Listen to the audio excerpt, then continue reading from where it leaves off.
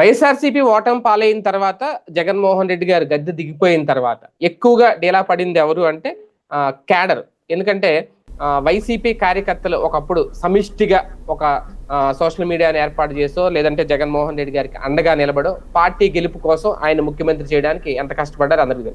అలాంటి నేపథ్యంలో ఇప్పుడు మళ్ళీ ఆయన ఆ కార్యకర్తల కోసం జగనన్న అండగానో లేదంటే కార్యకర్తతో జగనన్ననో ఇప్పుడు మళ్ళీ ప్రజల్లోకి వెళ్ళబోతున్నారు. మెయిన్ కార్యకర్తలను కలవబోతున్నారు. గురు శుక్రవారాలు అఫీషియల్ గా ప్రకటించారు. ఇక నుంచి అది కూడా సంక్రాంతి తర్వాత అంటే జనవరి 3వ వారం నుంచి ఆయన వెళ్ళబోతున్నారు, పర్యటన చేయబోతున్నారు. పార్లమెంటు జిల్లాల పరిధిలో పూర్తిగా ఇప్పుడున్న 23 జిల్లాల్లో కూడా ఆయన తిరగబోతున్నారు. అయితే ఇప్పుడు కార్యకర్తలు జగన్ వెంట ఉండేది ఎంతమంది అనేది, ఇప్పటికే కార్యకర్తల్లో కూడా 2 రకాలుగా చీలిపోయారు అనేది, కార్యకర్తల్లో కూడా కాస్తంత అసహనం ఉంది అనేది, ఇలాంటి సమయంలో ఒక డేరింగ్ స్టెప్ వేయబోతున్నారా జగన్మోహన్ రెడ్డి గారు? జగన్మోహన్ రెడ్డి గారు చేయాలనుకుంటున్నది ఏంటి, ఇప్పుడున్న పరిస్థితుల్లో చేయాల్సింది ఏంటి? ఇది అంశం మీద చర్చించే ప్రయత్నం చేద్దాం. అందుకంటే ముందు ఆయన చేసిన ప్రకటన ఒకసారి విందాం.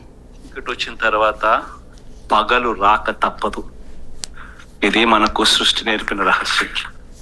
కష్టాల్లో ఉన్నప్పుడు మనం గట్టిగా పోరాటం చేయగలిగితే మనం మళ్ళీ తిరిగి నిలబడగలుగుతాం అన్నది మాత్రం ఖచ్చితంగా గుర్తుపెట్టుకున్నాం. ఈ సంక్రాంతి తర్వాత నేను కూడా ఇక జిల్లాల బాట పడతాను. ఇనిషియలీ ప్రతి బుధవారము గురువారము బహుశా జనవరి నెలాఖరు నుంచి మొదలు పెడతాను అనుకుంటున్నాను. సరే, దీనికి పెట్టిన పేరు ఆల్రెడీ ప్రకటించారు. దీని తర్వాత మీరు వినంటారు, అందరూ విన్నారు. కార్యకర్తతో జగనన్న అంటే కంప్లీట్ గా కార్యకర్తల బేస్డ్ పార్టీ బలోపేతానికి ఇప్పుడు సిద్ధం అవుతున్నారా జగన్మోహన్ రెడ్డి గారు? అంటే ఇప్పుడున్న పరిస్థితుల్లో ఇప్పటికే చాలా మంది పార్టీలు మారిపోయారు, క్యాడర్ కూడా కాస్తంత డిస్టర్బ్ అయింది, అటు ఇటు ఉంది అనుకుంటున్న నేపథ్యంలో ఎలా చూడాలి ఈ నిర్ణయాన్ని? పోయిన చోట వెతుక్కోవడం ప్రారంభించారు. ఇక్కడ పోతే ఎక్కడో వెతకడం కాకుండా తనకి ఎక్కడ కోల్పోయారో అక్కడ వెతుక్కోవడం ప్రారంభించారు అనాలి. గుడ్ స్టెప్ ఏనా? అందులో నో డౌట్. ఎందుకు అంటే వాస్తవంగా జగన్కి గుండెకాయ లాంటి వాళ్ళు కార్యకర్తలు. అవును అవును. కాంగ్రెస్ పార్టీ నుంచి విడిపోయినప్పుడు ఒకటి రాజశేఖర రెడ్డి మీద అభిమానంతో, లేదా రాజశేఖర రెడ్డి బిడ్డగా జగన్మోహన్ రెడ్డి మీద అభిమానంతో వచ్చారు వాళ్ళు. రాజశేఖర రెడ్డికి అన్యాయం చేశారు, రాజశేఖర రెడ్డి బిడ్డను అన్యాయం చేశారన్న కసితో జగన్కి అండగా నిలబడ్డారు. ఇది 2009 నుంచి బిగిన్ చేస్తే 2019 దాకా ఉన్నారు తోడు. అంటే 10 సంవత్సరాలు అధికారంలోకి వచ్చాక దానికి తగ్గ ప్రయోజనం ఆశించారు. కానీ అధికారంలోకి వచ్చాక పదవుల పంపిణీలు, పదవుల ఆస్వాదనలో నాయకులు మిగిలిపోయి కార్యకర్తలను ఎవరూ పట్టించుకోలే. చివరికి ఎలాంటి దశ వచ్చిందంటే కార్యకర్తలు అంటే ఇక్కడ సాధారణంగా సంస్థాగత నిర్మాణం అంటారు. వైఎస్ఆర్ కాంగ్రెస్ పార్టీ నష్టపోయింది సంస్థాగత నిర్మాణం లేకపోవడం వల్ల. తెలుగుదేశం పార్టీ లాభపడింది సంస్థాగత నిర్మాణం వల్ల. సంస్థాగత నిర్మాణం ఉండబట్టినే వాళ్ళు బూత్ స్థాయి దాకా, చంద్రబాబు నాయుడు ఒక మాట మాట్లాడితే బూత్ స్థాయి దాకా వినబడుతుంది. వైఎస్ఆర్ కాంగ్రెస్ పార్టీకి అది లేకపోవడం సమస్య అయింది. నాయకుల మీద నమ్మేసేవాడు ఆయన. ఓ నియోజకవర్గానికి ఒక ఎమ్మెల్యే లేకపోతే ఇన్ఛార్జిగా ఉన్న వాళ్ళకి ఎమ్మెల్సీ ఇవ్వటము, ఇంకొక పోస్ట్ ఇవ్వటము పెట్టేసేసి నడుపుకొచ్చాడు. ఎమ్మెల్సీలే ఇచ్చారు ఓడిపోయినటువంటి చోట అన్నా కూడా. ఇప్పుడు దువ్వాడ కానీ ఇవన్నీ ఓడిపోయింది, భరత్ కానీ ఇది కుప్పం, ఇట్లాంటి వాళ్ళది ఏంటి ఓడిపోయిన అభ్యర్థులకి ఎమ్మెల్సీలు ఇచ్చారు. తద్వారా వాళ్ళకి మంచి లైఫే ఇచ్చారు. వాళ్ళు కార్యకర్తల్ని ఏం చేయాలి, గ్రూపులు పెట్టకుండా అందరినీ కలుపుకెళ్ళాలి. వాళ్ళు ఏం చేశారు, కార్యకర్తలు అందరినీ కలుపుకెళ్తే డబ్బులు ఖర్చు అవుతుందని వాళ్ళు ఏదో ఒక గ్రూపును మెయింటైన్ చేయడం ప్రారంభించారు. మిగతా వాళ్ళని దూరం పెట్టారు. సోషల్ మీడియాలో అయితే నేను అబ్జర్వ్ చేసింది, ఒక నియోజకవర్గంలో 100-200 మంది యాక్టివ్గా పనిచేసేవాళ్ళు ఒకప్పుడు వైసీపీకి. చాలా కన్స్ట్రక్టివ్ పాయింట్స్ రైట్ చేసేవాళ్ళు. మంచి పాయింట్ అనమాట. మనం కూడా అది చూసి తెలుసుకున్న విషయాలు ఉన్నాయి గ్రౌండ్ లెవెల్. మీడియాలో అయితే చాలామంది మీడియా వాళ్ళకి లోకల్గా ఉండే స్ట్రింగర్లు ఇచ్చిన ఇన్ఫర్మేషన్ కంటే కూడా వీళ్ళు ఇచ్చిన ఇన్ఫర్మేషన్ చాలా గట్టిగా ఉండేది. ఆ తర్వాత క్రాస్ చెక్ చేసుకునేవాళ్ళం. అప్పుడు నడిచినటువంటి అలాంటి విధంగా పనిచేసిన కార్యకర్తలు తర్వాతన ఈ నాయకులు ఏం చేశారు, అందరినీ పోషించలేమనేసి ఇప్పుడు ఒక 100-200 మంది ఉన్నారనుకోండి, ఒక 10 మందో 15 మందినో కన్సర్న్లో తీసుకుని అందులో ఒకళ్ళకి ఇన్ఛార్జ్ చెప్పి మిగతా వాళ్ళు నాళ్ళ కింద పని చేయమంటే ఈ 10 మందికి గొడవ అయింది. మిగతా 190 మంది మమ్మల్ని పట్టించుకోలేదు కదా అని వదిలేయడం మిగిలింది. ఈ వదిలేసినటువంటి వాళ్ళని వాళ్ళ పదికి ఏదో వాళ్ళు బతకనిస్తే పోయి ఉండేది. వాళ్ళు ఏదో కామెంట్ చేస్తారు మమ్మల్ని పట్టించుకోలేదు అన్నది, వాళ్ళ మీద కేసులు పెట్టించడం మిగతా వాళ్ళు. ఇప్పుడు ఇవాళ తెలుగుదేశం వాళ్ళు అరెస్ట్ చేశారు. విచిత్రం ఏంటంటే ఇవాళ తెలుగుదేశం కార్యకర్తను ఎవరిని తెలుగుదేశం వాళ్ళు అరెస్ట్ చేయించరు, కానీ వైఎస్ఆర్ కాంగ్రెస్ పార్టీ కార్యకర్తను వైసీపీ ఎమ్మెల్యేలు అరెస్ట్ చేయించారు. అనేక చోట్ల జరిగినాయి. దాంతో వాళ్ళు ఇక పార్టీ కంప్లీట్గా డిటాచ్ అయిపోయారు, దూరం అయిపోయారు. అలా దానికి తోడు ఓ ఇసుక దగ్గర, మందు దగ్గర, ఒక స్థానిక పనుల్లో కాంట్రాక్టో ఇట్లాంటివి ఏయో వస్తాయి తమకు అనుకున్నారు. అది గతంలో తెలుగుదేశం అట్టా చేయడం వల్లనే తప్పు పబ్లిక్ ఫీల్ అయ్యారు, వాళ్ళని ఒడగొట్టారని భావించిన జగన్మోహన్ రెడ్డి కార్యకర్తలను అదేం తిననీయకపోయేటప్పటికీ వాళ్ళకి చేతిలో పైసలు లేవు. ఎక్కడో ఒక 10% మందికి కొన్ని పనులు దక్కినాయి, ఆ 10% మందికి బిల్లులు ఇవ్వాలి. దీంతో ఇదివరకు చంద్రబాబు నాయుడు 30 మందికి పెట్టారు, 70 మందికి పెట్టలేదని కోపం వచ్చింది. బిల్లులేమో 100కి 60 మందికో 70 మందికో ఇవ్వలేదని కోపం వచ్చింది, లేదా వాళ్ళు అన్యాయం అయ్యారు. ఇక్కడ 100కి 90 మందికి పని నష్టం జరిగింది. దాంతో క్రమంగా దూరం అయిపోయారు. ఈ వాలంటీర్ ఇప్పుడు ఇవాళ ఉంది లోకల్గా ఉన్న తెలుగుదేశం కార్యకర్త, నీకు రేషన్ కావాలా, నీకు కార్డు కావాలా, నీకు ఆ పథకం కావాలా, నేను మాట్లాడతానని కార్పొరేటర్ దగ్గర తీసుకెళ్ళడము, ఆ పైకి తీసుకెళ్ళడము జరుగుతుంది. వీళ్ళ వెనకాల పడుతున్నారు కార్యకర్తల వెనకాల జనం. ఈ కార్యకర్త చుట్టుపక్కల అట్లా 10 మందిని మొబైలైజ్ చేసుకుంటున్నాడు. ఇలాంటి పరిస్థితి జగన్ టైంలో లేదు.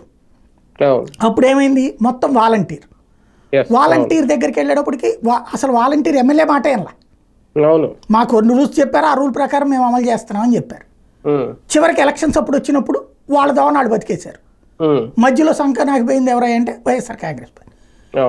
జగన్ ఓడిపోవాలని కోరుకున్నది జగన్ కార్యకర్తలే, జగన్కి దూరమైన వాళ్ళు జగన్ కార్యకర్తలే. ఆ పోయిన కార్యకర్తని మళ్ళీ ఊరడించి బుజ్జగించి జగన్ వాళ్ళేమి జగన్ నుంచి కోరుకున్నటువంటి వాళ్ళు 20% ఉంటే 80% మంది జగన్ తమ మధ్యలో తిరగాలని కోరుకున్నారు. జగన్ ప్రభుత్వం మీద వస్తున్న ఆరోపణలకు సమాధానం చెప్పాలని కోరుకున్నారు. జగన్ జనంలో తిరగాలని కోరుకున్నారు, పదే తిరగాలని కోరుకున్నారు. కానీ జగన్ ఆ కార్యకర్త ఆకాంక్షను కూడా దూరం చేసుకున్నాడు. ముఖ్యమంత్రి అయ్యాక నామమాత్రపు పర్యటనలు, కార్యకర్తలతో కలిసిందే లేదు, వెళ్ళిన చోట్ల కూడా అతి పరిమితం. అది చివరిలో చేసినట్టున్నారు సిద్ధం సభల సందర్భంగా, మిగతా టైంలో కలిసిందే లేదు. రెండవది కార్యకర్త కష్టం వస్తే చూసుకున్నటువంటి వాడు లేడు.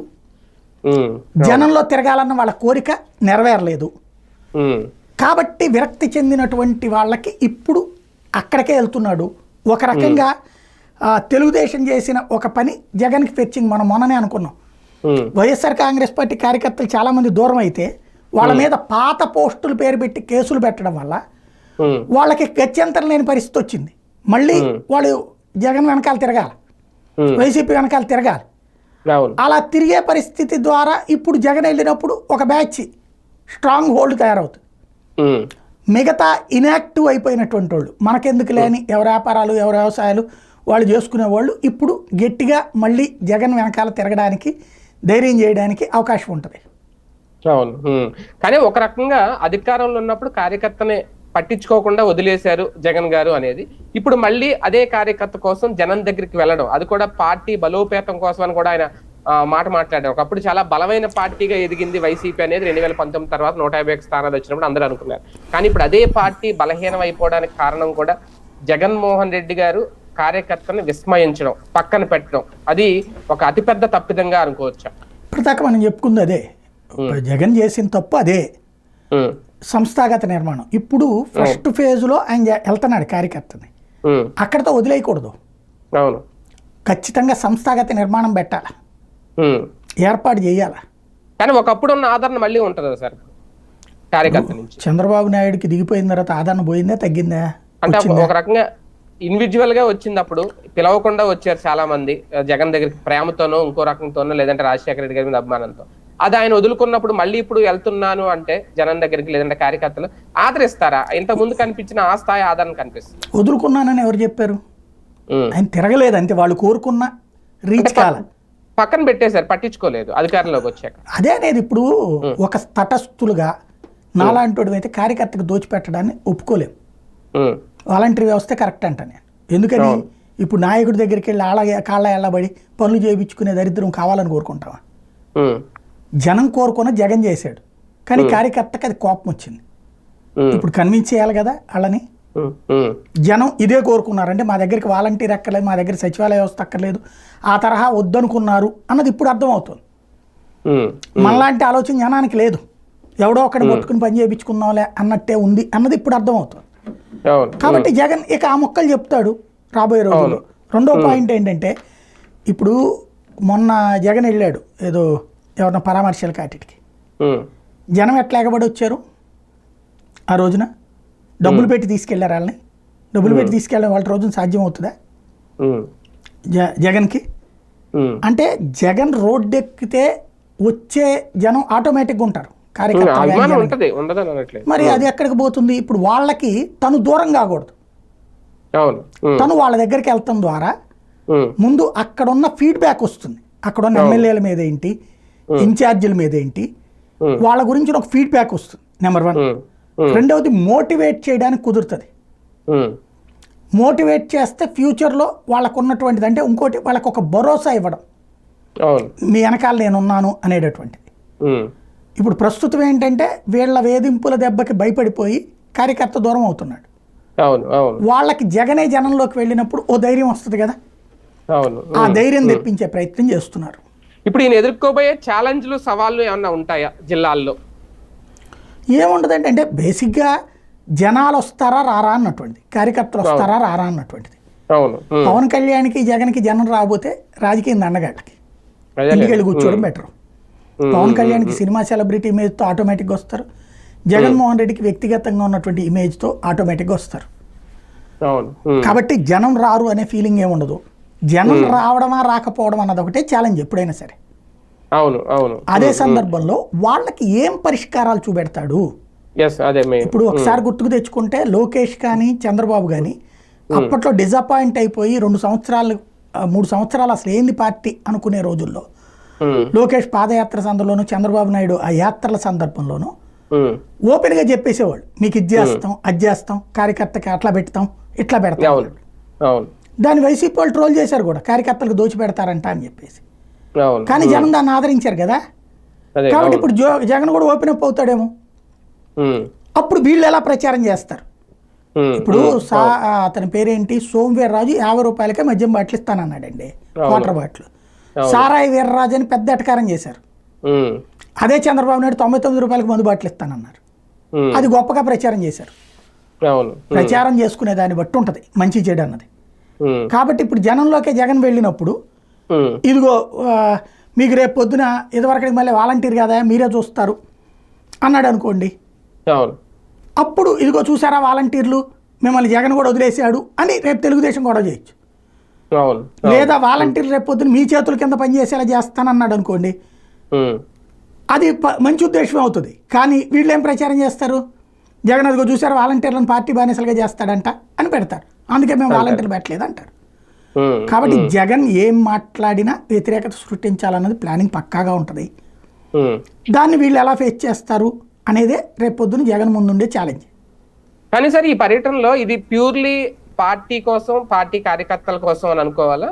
ఇందులో లాస్ట్ టైం పాదయాత్ర చేశారు ప్రజల కోసం, అది ప్రజల కోసం కూడా ప్రజా సమస్యల కోసమో లేదంటే మళ్ళీ ఆ నవరత్నాలు ఇటువంటి మాట్లాడే చర్చించే దానికోసం అని అనుకోవాలా?